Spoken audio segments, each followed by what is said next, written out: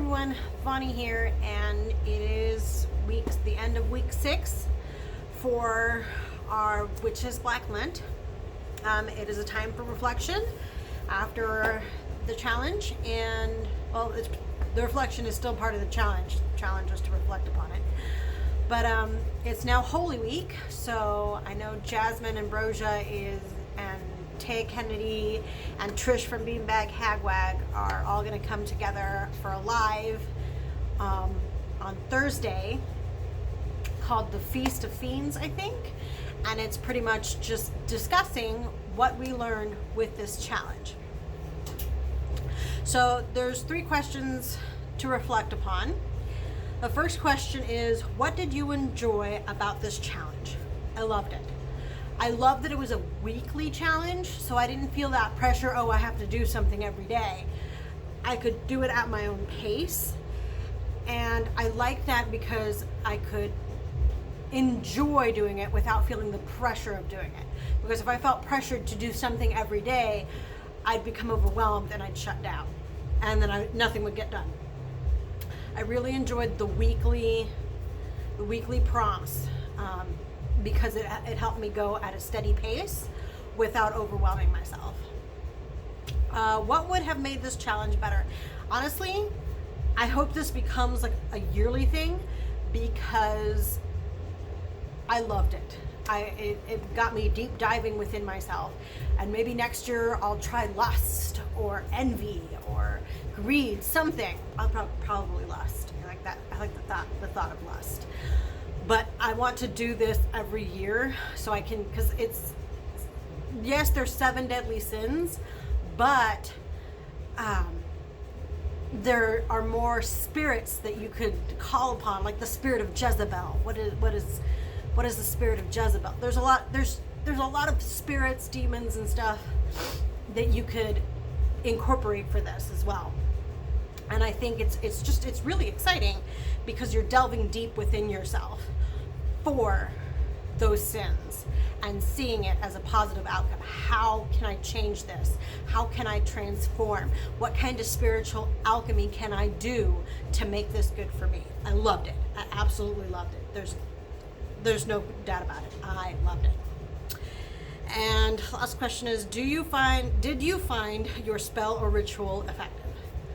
Very. Like I said in my last video, when I did the spell, I started crying.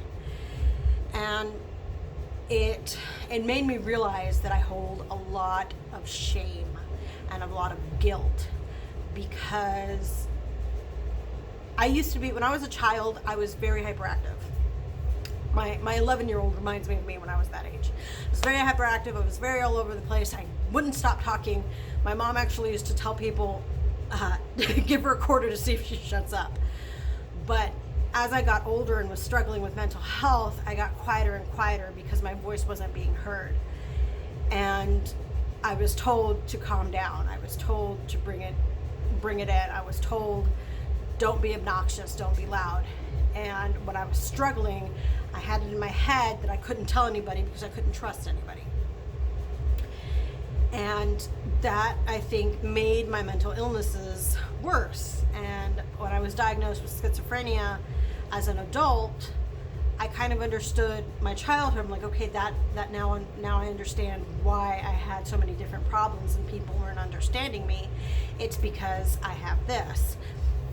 And what I learned through DBT and CBT, or DBT, cognitive behavioral therapy, and forgot what DBT stands for.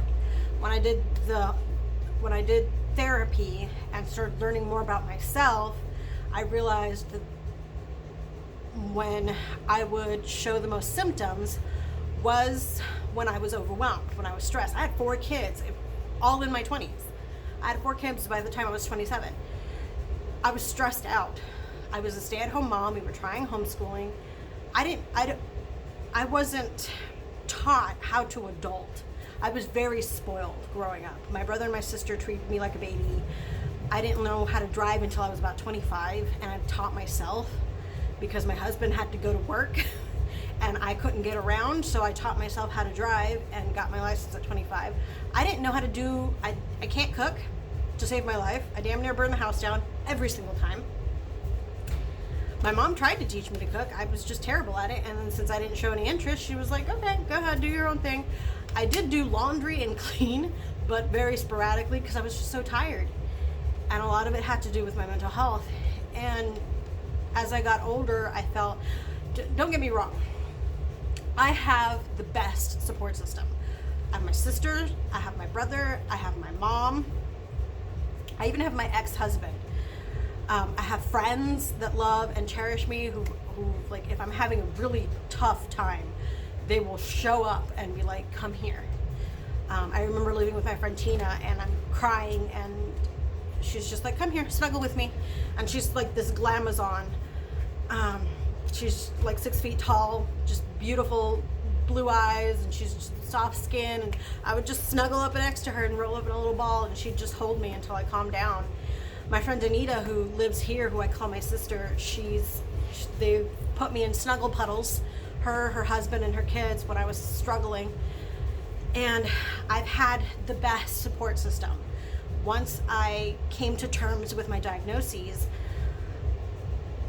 they cradled me with open arms. They came to me. So I'm not saying that it's because of these people, because these people have been absolutely wonderful to me. I have been very, very lucky to have a great support system. However, there were still people who treated me as I'm useless, I'm worthless, I'm lazy, I'm ungrateful. A lot of these people were close friends. I'm distant, I'm unapproachable.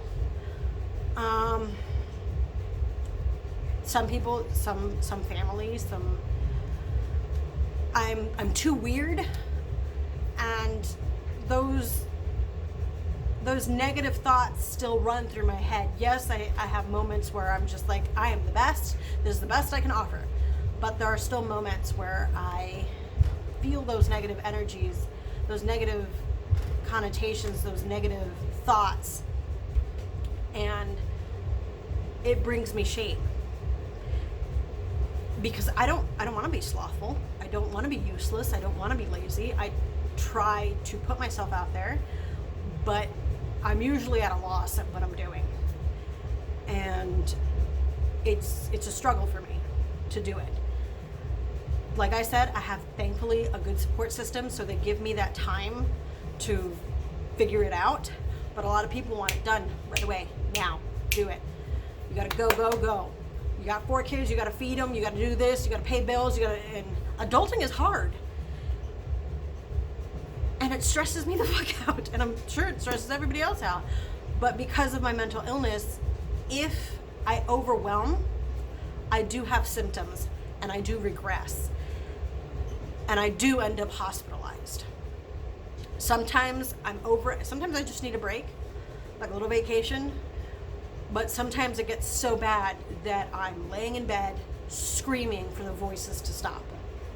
Just, my mom can vouch for that. She held me one day because I could not get the noises in my head to stop long enough for me to take a breath. My poor stepdad was lost and confused. He didn't know what to do. And it's hard. I haven't had that situation. I went to a crisis center because of it a year ago. But even before then, it had been a good 4 years, almost 4 years, that I hadn't been to the hospital because I finally came to terms with the fact that sometimes I have to be slothful. And that is, I have to be aware of when it is a good thing to be completely useless. Because sometimes I need to recharge, I need to regenerate, and sometimes I need to reflect. And I was talking about this to my therapist. I told her all about Witches Black Lent and what we were doing, and she's like, oh wow, that's so amazing. So it is therapist approved. It's psychologically approved because we're delving into ourselves. And she's like, that's a very, very good exercise to better understand how you function and how something negative can be turned into positive, how you can create balance with the virtue and the sin. So anyway, I've been rambling. I've really enjoyed doing this. I've really enjoyed learning about myself, because I realized that I still hold a lot of shame and a lot of guilt and hell, even some anger. But I'm working on it. I'm working on it, and I'm so glad Trish, I'm so glad Jasmine, I'm so glad everybody that we did this challenge. And I really, really love you guys. So I hope you have a great day. Brightest blessings.